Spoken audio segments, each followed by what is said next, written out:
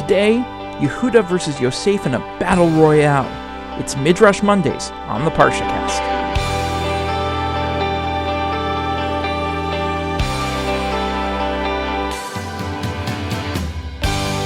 At the end of last week's Parsha, Yosef says to his brothers, "He who has the cup shall be my slave."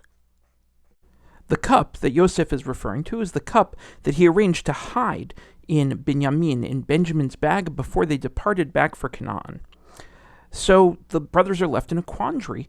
On the one hand, they know they can't return to Yaakov, to their father, without his youngest child. It would break him, it would kill him to lose a second child.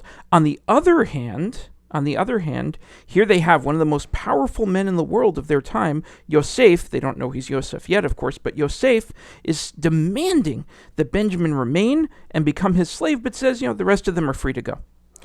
So this is where we begin this week's Parsha Vayigash. The word Vayigash can be translated as approached, and it is about Yehuda, Judah, approaching Yosef to argue on Benjamin's behalf. Now, in the text, Yehuda makes this beautiful, heartfelt argument about how much it would destroy their father to lose Benjamin, and the argument touches Yosef's heart, and Yosef eventually reveals himself to his brothers. But in the Midrash that we're gonna hear today, in that Midrash, for whatever reason, a battle is imagined between Yehuda and Yosef, each one-upping the other one with their...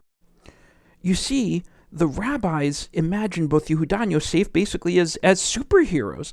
Yehuda in particular, you don't want to get him angry. When he's angry, he becomes so enraged that the only way to deal with his rage is to take little balls of brass or little balls of iron and stick them in his mouth and chew on them, turn them into dust so that he won't just destroy everything around him. The imagery in the Midrash is incredible, and here's just a taste of what that argument looks like.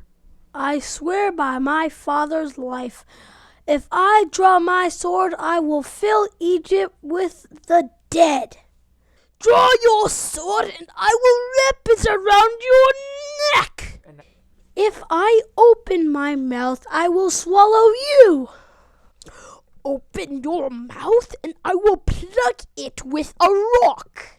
I will go out and dye all of Egypt with blood. Well, you would know how, since you dyed your brother's coat with blood to fool your father."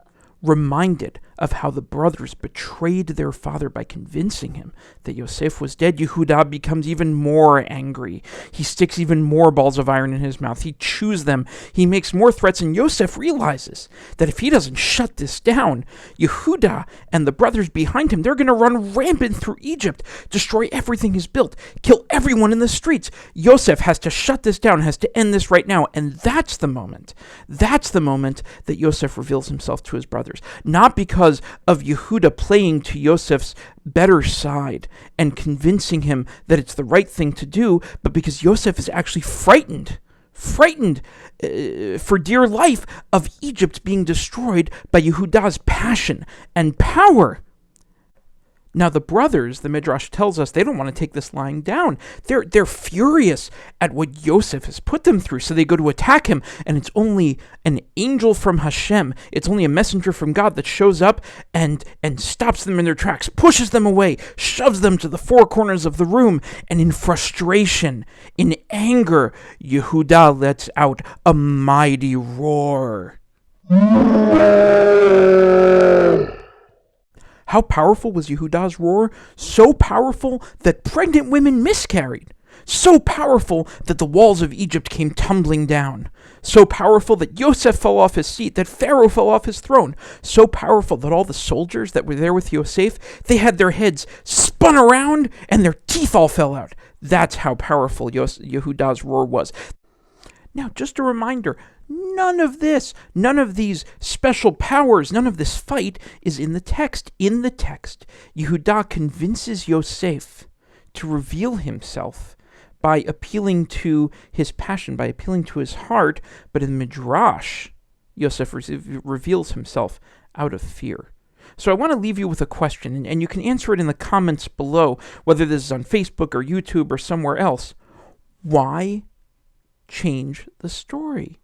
Why do you think the rabbis of about 1,500 years ago, which is when these midrashim were written down, why do you think these rabbis felt the need to turn Yehuda into a superhero and turn Yosef into a supervillain? I'm looking forward to hearing your answer. I'll give my answer next Monday. This week's Midrash was a mashup of texts from both the Tanhuma and Midrash Rabbah, as reinterpreted by Sefer HaAgadah, the Book of Legends. I'd like to thank my son Lev for playing the parts of both Yehuda and Yosef, and he may play more parts in the future, as is called for. Please join me this Thursday for a full Parsha cast where I will be discussing Vayigash, this week's Parsha. In the meantime, have a great week. Aleichem Shalom, have a happy new year, and thanks for watching.